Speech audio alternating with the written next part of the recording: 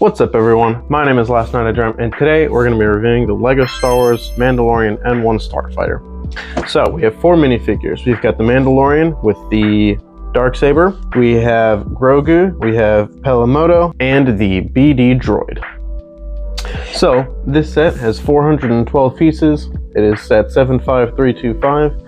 So, for the back of the box, you can see here that there are 2 pieces of art so that you can see that there is a button that you can press to shoot the laser and a storage compartment for the Mandalorian's jetpack for while he is flying.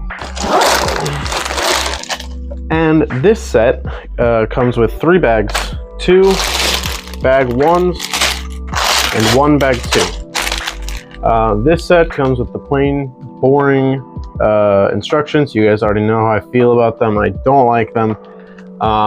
And it comes with a sticker sheet with 3 different stickers. So I'm going to go ahead and get started on building it, and I hope you enjoy the time lapse.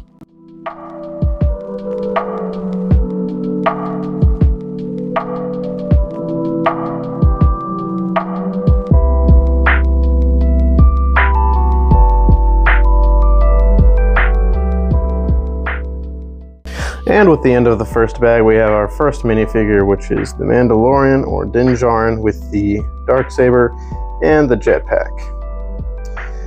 And you can see here, there is nice printing on the side of the arms, a good helmet, same as usual, and lots of printing on the front.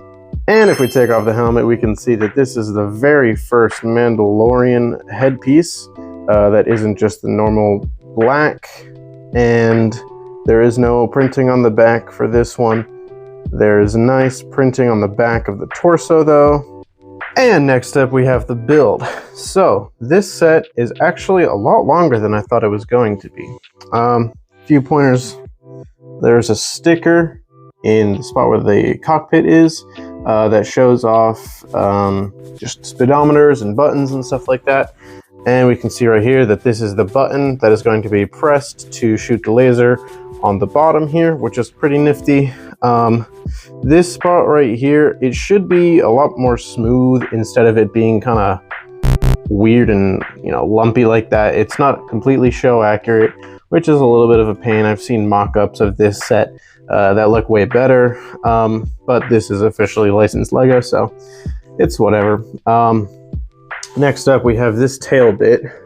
I'm not a huge fan of how they did this. I feel like that looks a little thin and weird, but this piece right here, a little wobbly. I don't quite like how they printed or made this piece to be wobbly. I feel like it should have been more firm, or, you know, used pieces that are more firm. And another thing I wasn't quite expecting was right here, there is different colored pieces. It's not completely symmetrical. For some reason. I'm not a huge fan of how it looks, but it is, I think, actually fairly show accurate because they just found pieces and parts lying around on Tatooine. So I'm pretty excited about how it's looking so far. The minifigure is a great addition. I really like this minifigure. It's similar to all the others aside from the headpiece, and this is the first edition where he comes with the Darksaber. So let's continue.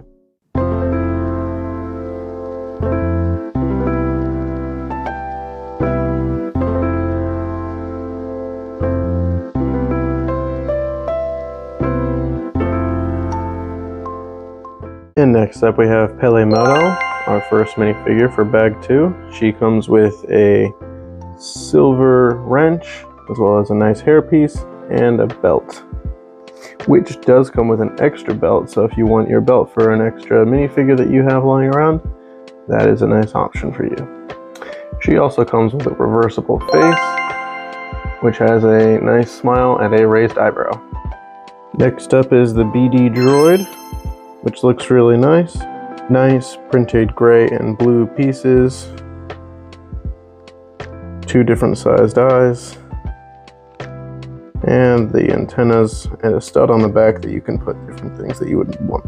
And here we have our last minifigure, Grogu. Same as always, nothing's changed, but looks pretty good as usual. All right, and that is the final build completed. We have the Mandalorian and Grogu in their respective cockpits. We have a storage compartment here for the Mandalorian's goods, which I really appreciate. We have a button here that shoots the laser out of the main compartment right here. There are also 2 slots that you can store the extra 2 lasers next to the spring-loaded piece. The engines look really, really nice. There are 3 total stickers, 1 on this engine right here, 1 in the middle on that button, and 1 in the cockpit for the speedometers and buttons and stuff like that for the Mandalorian to use as his controls. So for the set itself, I would give it a 7.5 out of 10, 7 or 8-ish, around there. It wasn't amazing, it wasn't really anything to write home about, but it is a Mandalorian set, which I really like. I really like that they added the face piece for the Mandalorian and these 2 minifigures. I'm really glad that we got a BD droid as well as the mechanic. I really like her character in the show, so I'm glad that they added her. Also, the engines are slightly different. Along the top here, you can see there are slight differences between the 2 of them, which makes it a little more interesting to build as well as more interesting to display. It is nice that it isn't completely symmetrical, and therefore that gets some points. Overall, I think the set itself is pretty good. There are a few things that I don't really like. I don't like that the wing here in the middle, I don't like that it's bumpy. They should have used a lot of smooth plates or something like that, even to beef it up. In the show, it's a lot thicker than it is right now. It's like 2 or 3, no, it's just 2 plates thick. It should be a lot beefier. They should have used more wing plates and flat tiles to make it a little more beefy and smooth. That would have gone a long, long way, and that is one of my major complaints. The engines look really nice. The cockpit looks really nice. I really like this tailpiece. I really like this turbo thing in the bottom. That looks really cool. I really like the cockpit for Grogu. That is a really nice detail that I thoroughly enjoy, that he sits there nicely. The Razor Crest didn't have much of a detail for that for Grogu to sit there, so it's good that they added that in this. These 2 minifigures are nice. I built my own stand for this set. You will have to make one with your own bricks, or you can just display it like this. Displaying it on the stand like this makes for a much better display piece, as well as save some space underneath for other minifigures or sets and stuff like that. So for details of the set, I'd say an 8 or 9 out of 10. I'd say 9 out of 10. It's pretty good. For price of the set, it's a 5. For $60, I got mine for 50, but for 60 bucks, this is not, I would say, I don't think this is worth $60. Minifigures, 9 out of 10. Maybe even 9.5. The minifigures are all really nice. And overall, I'd say a 7.5 again.